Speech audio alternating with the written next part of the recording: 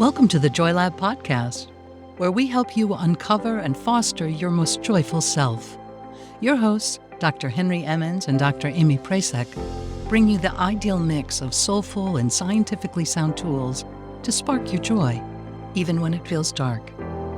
When you're ready to experiment with more joy, combine this podcast with the full Joy Lab program over at joylab.coach. Hello, I'm Henry Emmons, and welcome to Joy Lab. And I'm Amy Prasek. Here at Joy Lab, we infuse science with soul to help you uncover joy. To do that, we focus on building the elements of joy, the positive emotions, and inner states that become the building blocks for a joyful life. The element for this episode is hope and resilience, as we've been covering in this series of episodes, actually. So if you're joining us here for the first time or have missed some episodes, you may want to head back to episode 53 because we're working through a series on the roots of resilience. Of course, if you're thinking, no, calming my mind sounds like exactly what I need right now, the title of this episode, then absolutely stay with us. You can go back after. All right, to start us off, I want to share a conversation I had with my 4-year-old a few days ago. We were getting ready for school, and she stopped putting her shoes on and started tearing up and said, "Mama, I had a scary thought." So as we do, I asked her if she wanted to share it because we like to do this little exhaling practice to let go of thoughts that we're sort of done with. She said she wanted to share it, and she told me that her thought was that she floated away in a balloon. So I asked her, "Do you think it's true?" And she responded, "Yeah, my brain was thinking it, so it was true." So it just reminded me how powerful this belief is that our thoughts are true. It was kind of her first impression of it, and especially those visceral ones that activate our stress response. We think it, we feel it, it must be true. And that makes sense on the surface. We want to trust our thoughts. We want to trust that what we think is true, but so often it's just not, which is both hard to accept. The things I think are often false, and so freeing. The things I think are often false. Free. And the good news here is that we have some power. We can work with our mind to quiet the stress response, to notice and let go of false thoughts, and maybe even reduce the amount that pop up to begin with.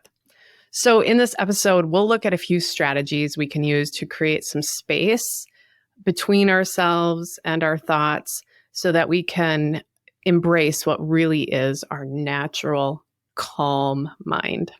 I just love that your daughter said that. It's pretty cute. If my brain is thinking it, it must be true. Right? That is a pretty good summary of what gives us so much trouble. Yes. Sometimes I think that the internet is a little bit like our collective brain, so that if it's on the internet, it must be true, right? And we know how ridiculous that sounds.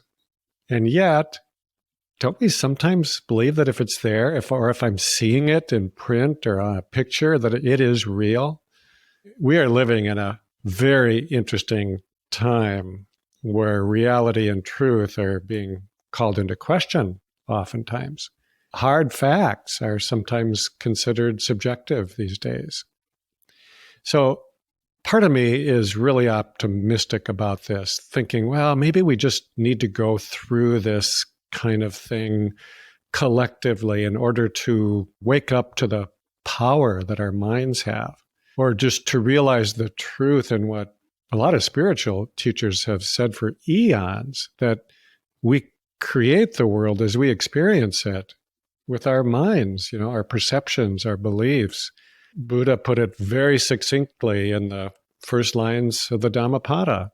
With our thoughts, we make the world. I think there can be a huge advantage just in realizing the role that we have in creating our day-to-day reality. We do it by where we put our attention, or what we believe to be true. And we rarely realize how much power our minds have, at least to change the quality of our experience. And I think we need to own that. If we don't, we could get floated away by a balloon or something, or maybe even worse. Yeah, it makes me think of that balloon boy hoax, where that 6-year-old boy supposedly floated away in a balloon. Do you remember that?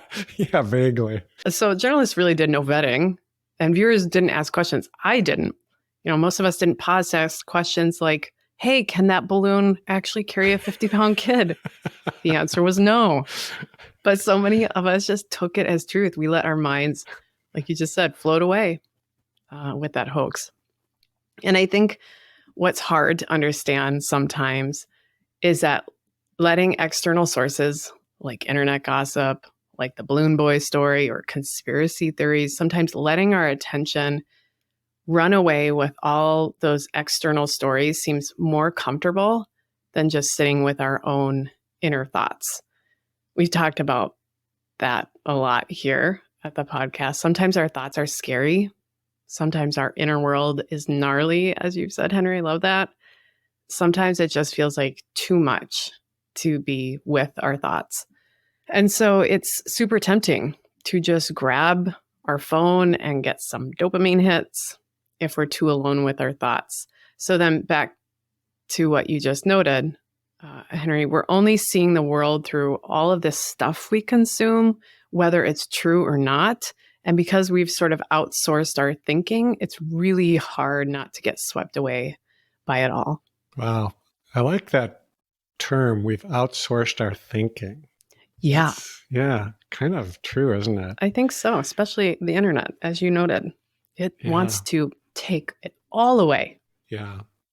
And then there's the dopamine hits, like you mentioned, which there is a place for, but we don't want to let our minds be run by this addictive need for dopamine, at least not if we want a calm mind. So I mentioned earlier that I think of myself as an optimist. At least I try to be. Yeah. And there's one very simple reason for that. It makes me feel better to see the good rather than the negative. I'm just happier when I'm hopeful or when I believe that things are going to work out fine. Some years ago, I read this book called Learned Optimism. It was written by Martin Seligman. He's really one of our heroes here in JoyLab because he was, an early pioneer in the field of positive psychology. Anyway, one of the things that he said in that book really stood out for me, and that is that he was acknowledging that pessimists probably do see the world closer to actual reality. Yeah. But there is this strong correlation with thinking pessimistically and being prone to depression. It just weighs down your mood.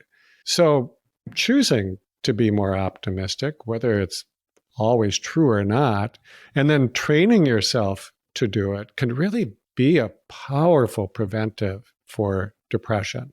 Now, I'm not sure, frankly, if I'm an optimist by nature or not, because I've had lots of times where I'll go down that sinkhole of negativity. But whether it's my nature or not, I know that I have to choose how I see things.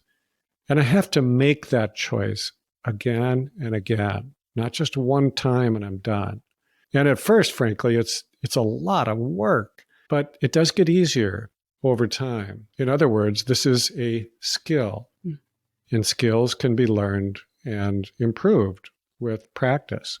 I think the first step in learning that skill of kind of owning how we see the world, it's just to have that realization that you are thinking. It might sound obvious in saying it, but I think that most of the time, we're actually pretty oblivious to the fact that we're thinking. And until we become aware of that, then we are really at the mercy of our thoughts. So we do have a powerful ally in this, and it's usually called the observing self or the observer.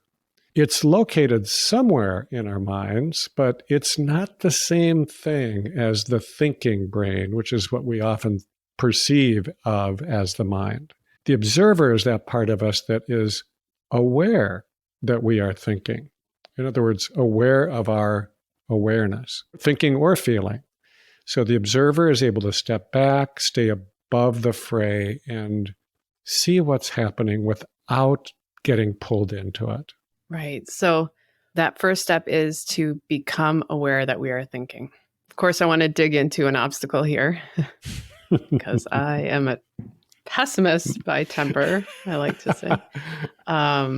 Because tuning into that observing self can be tough at first, as we've suggested a bit already. So there's an obstacle there. It can be hard to take that first step, in part, I think, because many of our cultures of overstimulation and also stigma around thoughts, believing that everything we think has to have some profound or repressed meaning or some interesting origin. I just don't believe that. Sorry, Freud. So it's really natural to feel some hesitancy and discomfort to get a little quiet and enter into our own inner world and the role of the observer, which reminds me of one of my favorite studies. It speaks to this obstacle. I have to share it. I've been so excited trying to find the moment to share one of my favorite studies. How did you wait this long? Pins and needles. It's been terrible. So this is a study from Dr. Timothy Wilson and colleagues called Just Think, the Challenges of the Disengaged Mind. So I want to tell you about it. There were a total of 55 participants.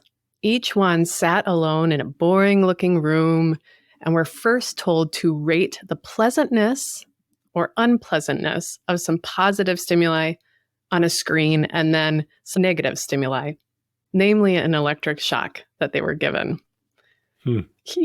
So so funny. The participants were then asked if they were given $5, would they pay any amount of that money to avoid another electric shock? 42 of them said they would pay to avoid it. Don't shock me again. I'll give you money. Kind of interesting. Here's where it gets really interesting. Participants were then instructed to sit by themselves in the chair in that boring room for 15 more minutes, to knock it up and to stay awake with the goal of entertaining themselves with their thoughts as best as they could. They were encouraged to have a pleasant experience and were given 3 pleasant activities, examples they could think about, or they could just think about anything else they wanted that was pleasant. Here's the twist. They also had the option at any time during those 15 minutes of hopefully pleasant thinking to press the button to self-administer the electric shock they got earlier. Okay. So guess how many of those 42 participants who said they would pay to avoid another shock, guess how many of them actually shocked themselves during their 15-minute thinking period? Listeners, take a guess.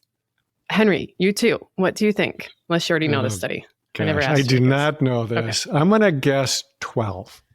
12. So, close. 43%, 18 of those 42, 43%. I think it's also a bit interesting to note that 12 of the 18 men, or 67% of the men, shocked themselves with an average of 1.5 shocks. Not even just once. Most of them did it twice. One guy did it 190 times. An average of 1 shock every 5 seconds. And these, these weren't like little shocks. They were like, walk across a living room with socks on the carpet and then touch a piece. It gave you a pronounced moment of, it was 6 of 24 women, or 25%, shocked themselves with an average of 1 shock during that 15-minute period. So there's like a surprising gender difference there. But still, overall, 43% of those 42 participants shocked themselves. And I think it's pretty telling, just overall. Being alone with our thoughts can be really tough. Many of us would rather shock ourselves, right? So let's get into that. How can we take that first step to calm our mind, to be with our thoughts in a way that doesn't feel so difficult? Well, first, 2 things about the study. Yeah. One, I can see why this is one of your favorite studies of all time. I love it so much. And then secondly, I just don't understand why so many researchers like to use electric shocks. It's funny. I mean, it makes for good sharing of studies. Also, I think, for all the other animals, without consent, we shocked. It's about time we shock some more humans. So just saying. All right. So let's talk about the observer within. Yeah. So I know that this concept can seem kind of vague at first, but once you've experienced sitting quietly and observing your own thoughts and feelings, you won't forget it. It's kind of like learning to ride a bike. Once you get it, you get it. Now, you might not be very good at it at first, but you can ride that bike and get better and better. So the reason that this is so helpful is that it begins to give us back our freedom. So when I can see that this is just a thought and nothing more, then I actually have a choice. What do I do with it? Do I choose to believe it? Or maybe opt for a different thought instead? Do I want to see what's wrong with you or what's wrong with me? Or would I prefer to see what's right with you or me? So in other words, we can take back the power that we have given away to our unconscious thinking. Now, back to resilience for a moment. A few episodes ago, we used this metaphor of a water cooler that we need to keep just full enough with this magical elixir of resilience to keep us afloat. Now, imagine instead of the water cooler that we have this big lithium battery in us, and we draw our own energy from it. Now, there's this concept known as phantom power, where let's say we leave cords plugged in around our house, and they'd keep drawing power even if what's plugged in is not being used. And this is called energy vampires. So our negative unconscious thoughts are a lot like these energy vampires. But as soon as we become aware of them, we can choose to unplug them. And then we stop the loss of our energy, our resilience. And that gives us a chance to find some other ways to charge ourselves up again. I love the idea of unplugging those thoughts. So we work on that a lot here at the podcast, probably in every episode. We're working on an aspect of this. We also do this really step-by-step in the Joy Lab program. So join us there for some really powerful practices. And we've got another resource to help you do this. We have a calm mind meditation over at our new community. You can head over there and give it a try. Just go to naturalmentalhealth.com and tap community on the top nav bar.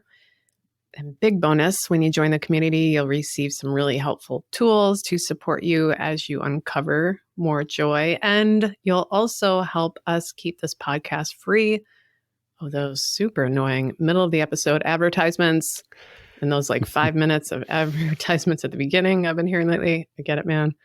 We just don't want to do that here. It smashes the flow. So you can help us keep that flow supportive and joyful. And you can also help us shape some of our episodes. Because even though Henry and I could talk all day about this stuff, we want to make sure that it serves you all in the best way possible. So I hope we see you over at the community.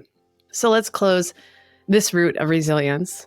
We can look to some wisdom from Alan Watts, one of my favorite writers, thinkers.